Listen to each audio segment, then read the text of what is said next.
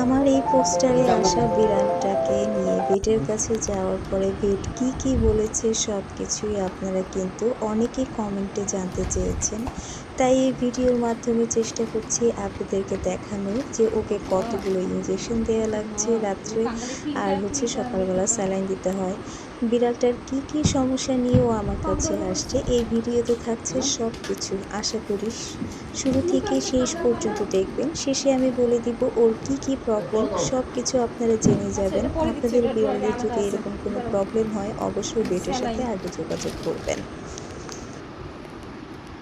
বাবুটা প্রথম দিন যেদিন আমার বাসায় এসছে ওর গায়ে প্রচণ্ড পরিমাণ ফ্লি ছিল। আমি ওকে সাথেই ট্রিম করে দিই, তার উপরে এখন গরম সময় চলছে।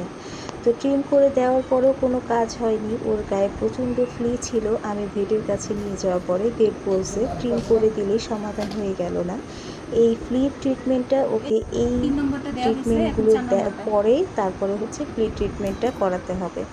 তো এইখানে 5 দিনের ডোজ আছে, এগুলো সব কিছু 5 দিন দিয়ে দেন ফ্রি ট্রিটমেন্ট করতে হবে। ভেটের কাছে নিয়ে যেতে হবে এই মেডিসিনগুলো শেষ হয়ে গেলে, তারপরে আবার ফাঙ্গালের ট্রিটমেন্ট শুরু করে দিব, আর ফ্লি ট্রিটমেন্ট করা লাগবে। বাচ্চাটার বয়স 5 মান্থ প্লাস।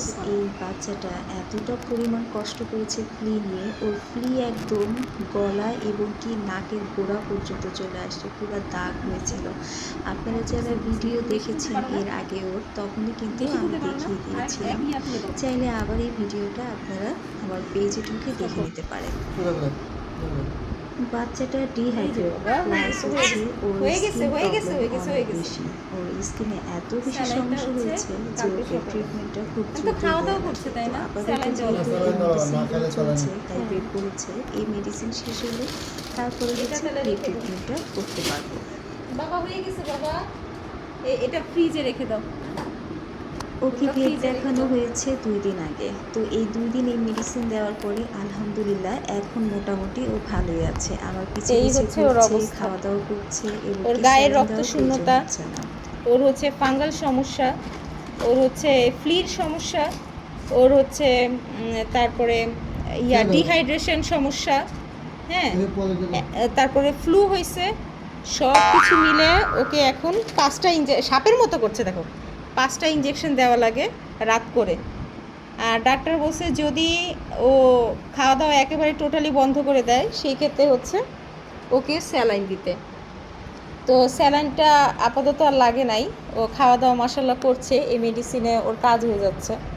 তো সবাই বাচ্চাটার জন্য দোয়া করবেন। আলহামদুলিল্লাহ ও এখন মোটামুটি সুস্থ আছে, আপনাদেরকে জানিয়ে দিলাম। আপনারা অনেকেই ওর আপডেট জানতে চেয়েছিলেন।